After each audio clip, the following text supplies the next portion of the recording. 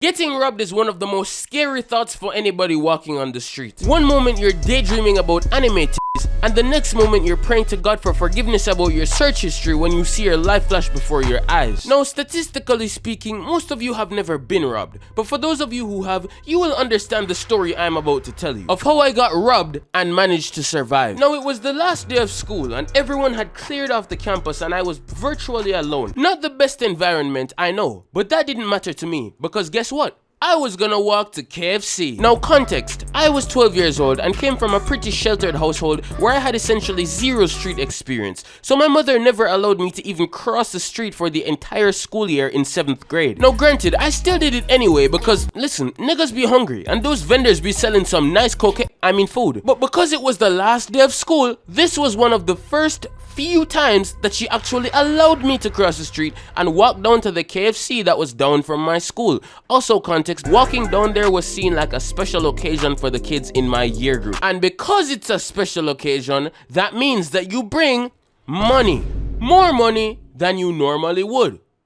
You can see where this is going. So anyways, I'm walking to KFC, right? I get there, try their brand new sandwich called the Zinger, lol, stuff my fat face, and now I'm ready to leave, right? So at this point, I have two choices. I can either stay in the safe bounds of KFC, which has security, and simply chill and do absolutely nothing, and simply wait for my mother to arrive, or I can take the risk of walking on the road back to school with a pocket full of money for absolutely no reason at all. And obviously with the smart 12-year-old brain that I had to pick the smart choice, which was to walk over there and potentially get robbed, so at least I would have some cool story to tell the internet one day and get potentially millions of views. See guys, I'm always 5 steps ahead. The ad revenue generated from this video will 10x what I lost that day.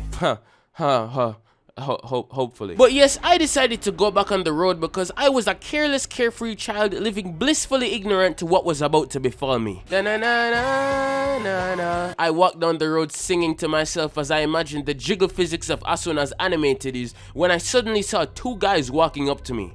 Big guys. I was in 7th grade, but by the marks on their uniform, I could see that they were in 11th grade. A 12-year-old versus 2 17-year-olds. Now this is the part of the story where most of you would purposefully shit yourselves in an attempt to disgust them into sparing your anal virginity.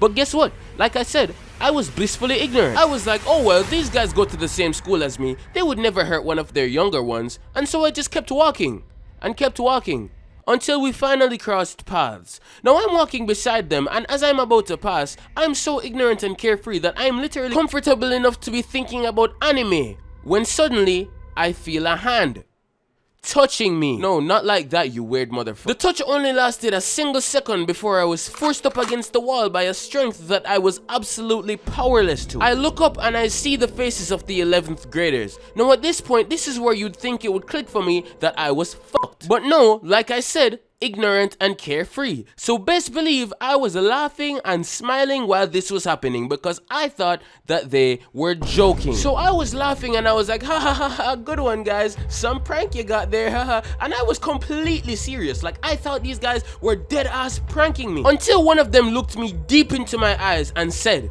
yo, give me every bumper ass blood clot thing in your pocket. What? Yo, me have to ask you again, batty boy.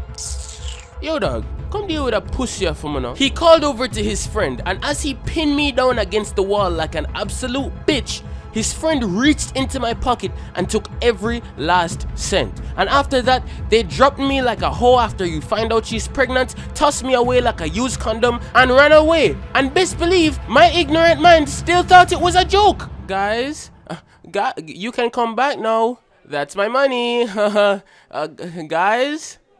Guys, after a few seconds, I realized they weren't coming back, and anger fueled my body. I wanted all the smoke. I knew I couldn't beat them in a fist fight at that age, but I knew there was one thing I could do to make sure that they go down and never come back up. I told my mommy. When she got here, we went to the Dean of Discipline's office and he showed us the image of every single 11th grader in the school database. But unfortunately, between thinking of anime boobs on my dick and the money getting ripped out of my pocket, it's safe to say that I didn't exactly have a clear image of these niggas' faces in my head. Plus, you know what they say, all of us black niggas look the same, just like the cotton that we used to pick. That joke was funny, but if you're white and you laughed at it, I will kill. But honestly though, if I'm keeping it real, those guys were actually pretty smart, because even if I could identify them, what was the school supposed to do? They were 17, it was their last day of high school forever. The only thing they'd have to worry about is not being invited to graduation, but they didn't look like they were smart enough to even graduate anyways. So I guess it was just a win-win for them. So I guess the moral of the story is, when you're in a highly dangerous environment like the road that demands your attention, don't think about anime boobs.